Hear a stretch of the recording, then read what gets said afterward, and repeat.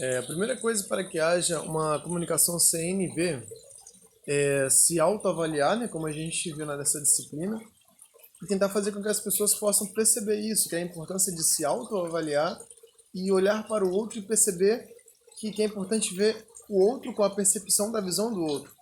Então mostrar para essas duas mães, entender qual é o ponto-chave de por que elas são irritadas.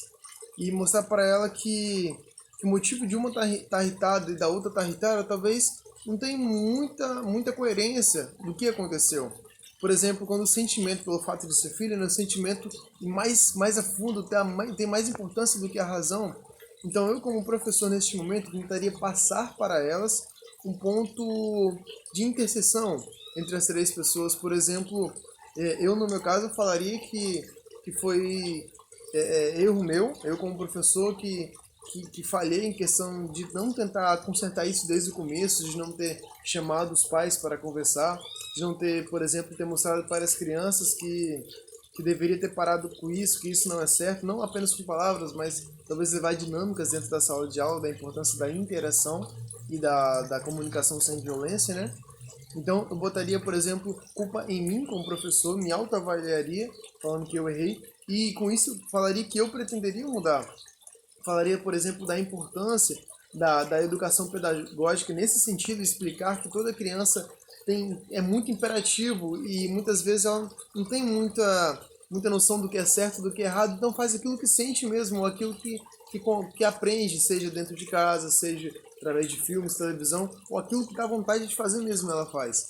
Então, mostrar isso para os pais, a importância da escola, trabalhar nisso, moldar a criança para que possa agir da forma mais certa possível. E não somente isso, mas mostraria para os pais da importância disso dentro de casa também.